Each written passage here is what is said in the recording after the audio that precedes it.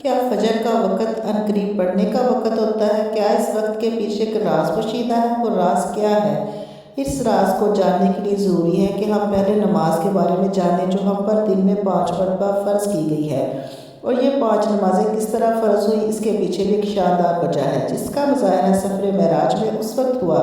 جب حضرت محمد صلی اللہ علیہ وسلم اللہ سے ملاقات کے لیے وقت کے انتہائی مختصر حصے میں 7ویں آسمان سے بھی آگے تشریف لے گئے تھے۔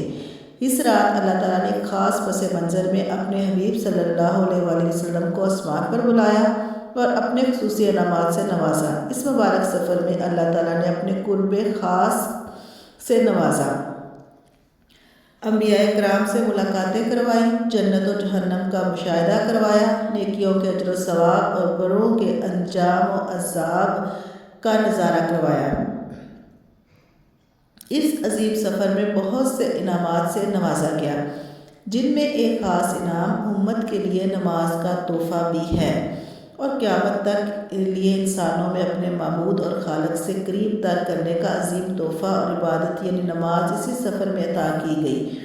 معراج کی رات جب آپ صلی اللہ علیہ وآلہ وسلم کو اللہ نے 50 نمازوں کا حکم دیا تو حضرت موسیٰ علیہ السلام کے کہنے پر آپ نے اللہ سے 50 نمازوں میں نرمی کی درخواست کی، اور ایسا کئی بار ہوا، یہاں تک کہ اللہ نے امت محمدی صلی اللہ علیہ وآلہ وسلم کے لیے دن میں 5 نمازوں کا حکم دیا، جس کے بعد بھی حضرت موسیٰ علیہ السلام نے آپ صلی اللہ علیہ وسلم کو 5 نمازوں میں کمی کے لیے اللہ کے پاس ایک بار پھر جانے کا مشورہ دیا، لیکن تب آپ صلی اللہ علیہ وآلہ وسلم نے فرمایا کہ میں نے اپنے رب سے کئی مرتبہ درخواست کر لی ہے، یہاں تک کہ اب مجھے حیا آ گئی ہے، اور اب میں راضی ہوں، اس حکم کو ہر طرح سے تسلیم کرتا ہوں۔ نماز پڑھنا ضروری ہے، اور یقیناً آپ کے لیے بھی نمازوں میں سب سے زیادہ مشکل نماز فجر کی نماز ہوگی، جس میں نیند کا غلبہ اس قدر ہوتا ہے کہ انسان بمشکل اٹھ پاتا ہے، لیکن دن کے اس خاص حصے میں جو راز پوشیدہ ہے اسے جب آپ جانو گے تو یقین کریں کہ آپ فجر کی نماز کبھی چھوڑنا نہیں چاہیں گے۔ یہاں نماز فجر کے کچھ فضائل سماعت فرمائیے۔ 5 نمازوں میں سب سے اہم نماز فجر، اور اس کی اہمیت کا اندازہ اس بات سے لگائیں کہ اللہ تعالیٰ فجر کے وقت کی قسم اٹھاتے ہیں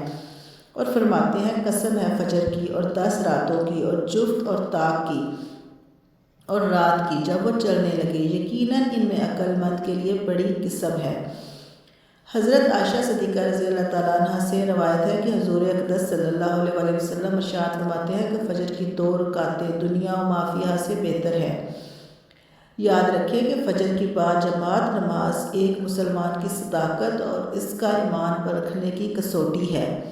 عبداللہ بن عمر رضی اللہ تعالیٰ عنہ فرماتے ہیں ہم اگر فجر اور عشاء کی نماز میں کسی آدمی کو نہ پاتے تو اس کے بارے میں اچھا گمان نہیں رکھتے تھے۔ فجر کی نماز جہنم سے حجاب ہے۔ جناب رسول اکرم صلی اللہ علیہ وآلہ وسلم نے فرمایا جو شخص سورج نکلنے سے پہلے اور سورج نکلنے سے پہلے کی نمازیں یعنی فجر اور عصر پڑھتا ہے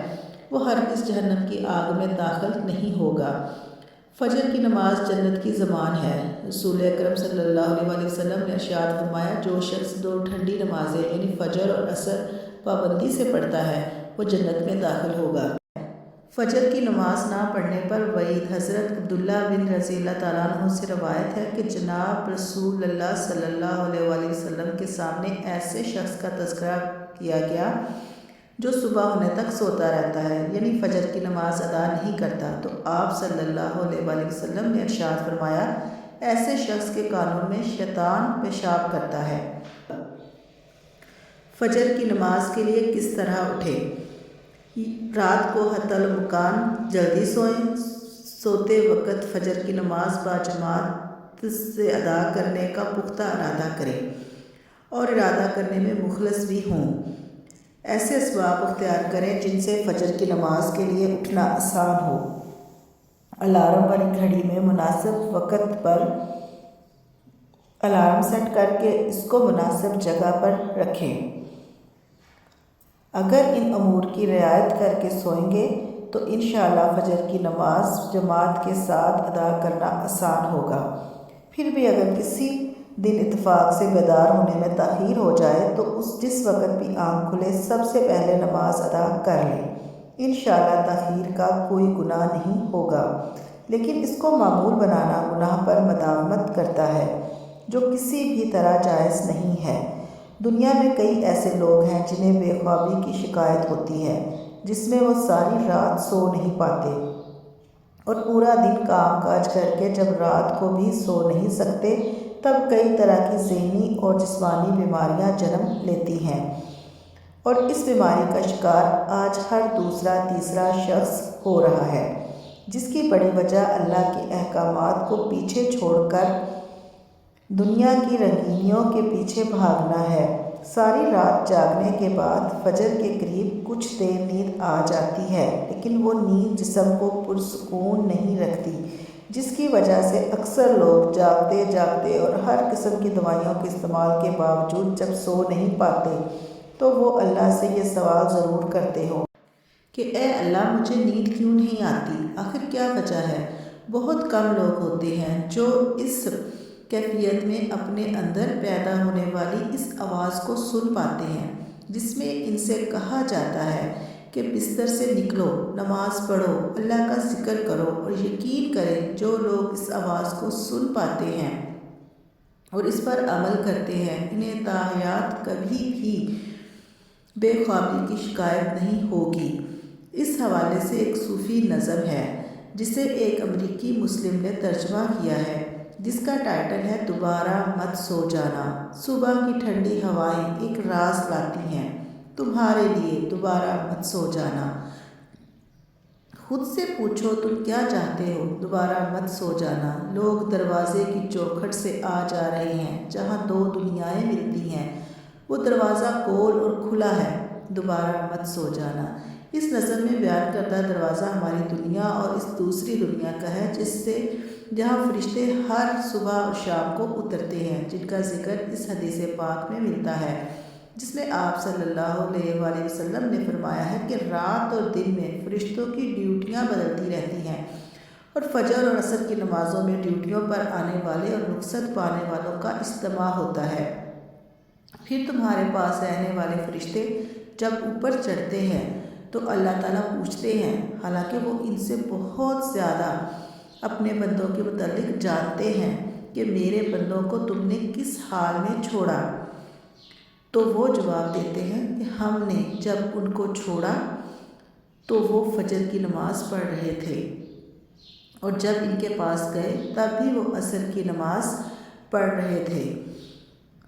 فجر اور عصر کی نمازوں کے اوقات میں سونے سے منع کرنے کے پیچھے بھی ایک بڑی وجہ ہے، اور وہ یہ ہے کہ سائنس کہتی ہے کہ صبح سورج طلوع ہوتے وقت اور شام کو غروب ہونے سے پہلے سونا نہیں چاہیے، کیونکہ صبح کے وقت زمین پر آکسیجن وافر مقدار میں فراہم ہوتی ہے، جس وقت ماحول تر و تازہ ہوتا ہے، اور یہ آکسیجن آپ کو دن بھر فٹ رکھنے کے لیے انتہائی ضروری ہوتی ہے۔ تو جو اس وقت سو جاتا ہے تو وہ اس آکسیجن سے محروم ہو جاتے ہیں، اور عصر کے وقت زمین پر آکسیجن کی کمی ہو جاتی ہے، تو اگر سو جاتا ہے کوئی تو اس کو آکسیجن کی فراہمی کم ہو جاتی ہے، جس کی وجہ سے جب وہ جاگتا ہے تو اس کے سر میں درد اور طبیعت بوجھل ہو جاتی ہے۔ اور یہ بھی بڑی وجہ ہے کہ دین اسلام میں ان دونوں اوقات میں سونے سے منع فرمایا گیا ہے۔